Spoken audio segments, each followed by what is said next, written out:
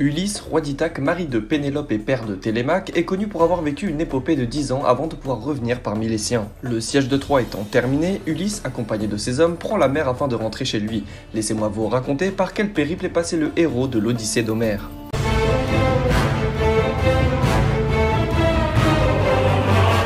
Après avoir quitté les rivages de Troie avant de repartir chez lui vers l'île d'Ithaque, Ulysse est passé livrer combat chez les Cicones, une tribu mythique qui est passée du côté des Troyens pendant la guerre et donc ennemi naturel d'Ulysse. Les Cicones vivaient principalement dans une ville appelée Ismaros. Une fois arrivé sur cette île, Ulysse dévasta la ville et il tua tous ses guerriers. Il n'épargna ni les vieillards ni les enfants, sauf le prêtre d'Apollon et sa famille. Il partagea les femmes, le butin et les richesses avec ses compagnons, mais très vite il ordonne à ses compagnons de reprendre rapidement la route avant l'arrivée d'autres Cicones des contrées voisines venues pour venger les leurs. Malheureusement, les hommes d'Ulysse n'ont pas écouté ses recommandations et ont préféré fêter leur victoire en festoyant et en buvant énormément de vin. Le soleil n'était pas encore couché avant même qu'ils n'aient pu rejoindre leur navire que les Cicones attaquèrent les hommes d'Ulysse, faisant au passage 6 victimes. Ulysse et ses hommes durent se résoudre à fuir à toute vitesse en abandonnant les corps de leurs compagnons de guerre sur la plage sans leur rendre hommage.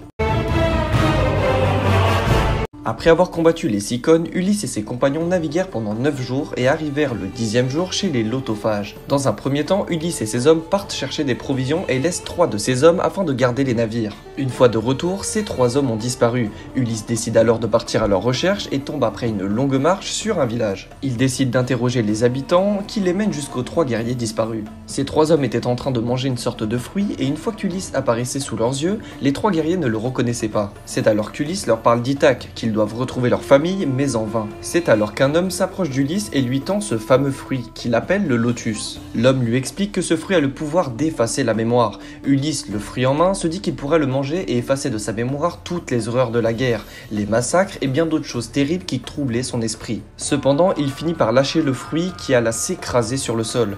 Les lotophages, voyant la scène, prirent cela comme un sacrilège et ils dégainèrent très vite les épées. Ulysse est alors contraint de fuir avec ses hommes, il décide de ramener de force ses 3 compagnons toujours sous l'effet du lotus, sur leur navire afin de quitter cet endroit.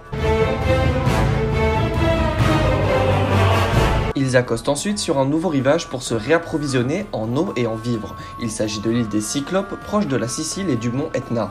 Ulysse et ses compagnons, alors qu'ils cueillaient du raisin, découvrent les traces de pas géants qui les conduisent dans une grotte pleine de moutons.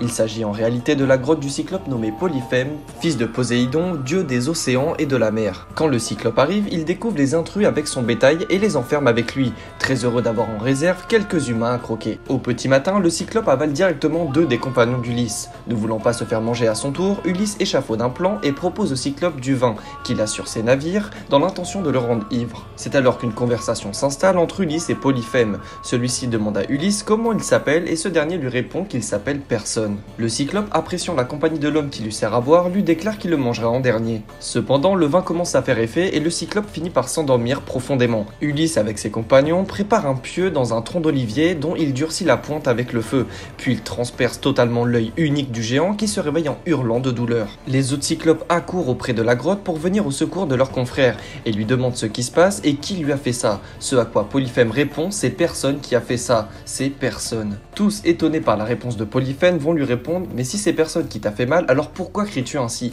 Et ils repartent tous vaquer à leurs occupations. Polyphème, livré à lui-même et aveugle, s'assoit à l'entrée de la grotte pour saisir Ulysse et ses compagnons au passage s'ils tentent de s'enfuir. Le Cyclope décide de faire sortir ses moutons pour qu'ils puissent pâturer et pense explorer la caverne ensuite pour retrouver les fripouilles qui lui ont crevé l'œil. C'est sans compter sur l'ingéniosité et la ruse d'Ulysse qui s'accroche avec ses compagnons au ventre des moutons, passant ainsi inaperçu au contrôle des mains du Cyclope sur son bétail. Une fois à l'extérieur, Ulysse et ses hommes rejoignent en toute hâte leur navire et mettent les voiles. C'est alors qu'Ulysse, avec arrogance, dit au Cyclope qu'il lui envoie des rochers afin de couler ses navires. Si quelqu'un te demande qui t'a privé de ton œil, dis que c'est Ulysse, le roi d'Ithaque. Furieux, le Cyclope Polyphème demande à son père Poséidon de punir Ulysse et de tout faire pour qu'il ne puisse pas rentrer chez lui.